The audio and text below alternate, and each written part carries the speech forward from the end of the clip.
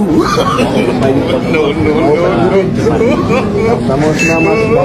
Support Inday Sara.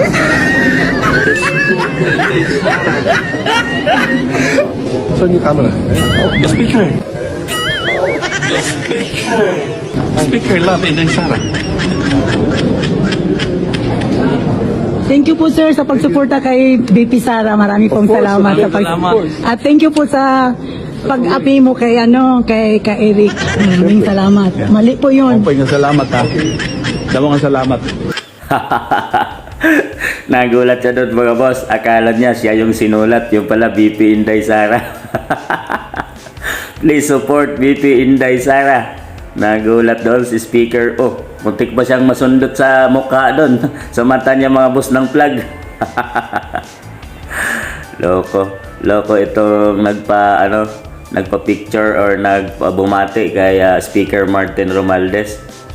Please support BP Inday Sara. Natulala doon si Martin Romualdez. Akala niya siya yung pinakiusap ng tao. Kayo mga boss, mukhang nakakatawa to, no?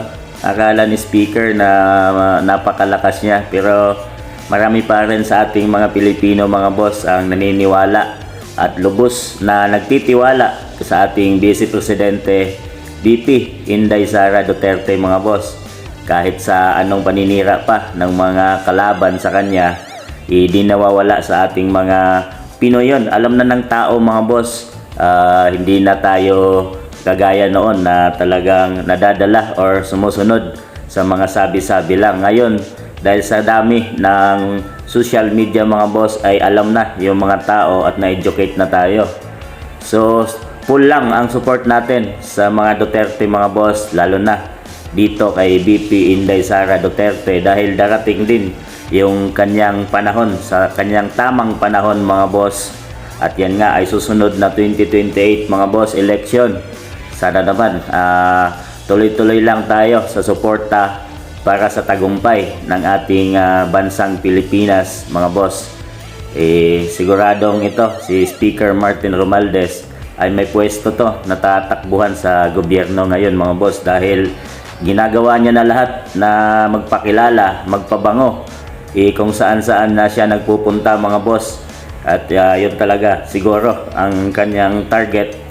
Malayo pa man, pero mas maganda na rin yung ngayon nakikita at nakikilala ka ng tao. Yun talaga ang mga laro ng politiko sa ating bansang Pilipinas mga boss.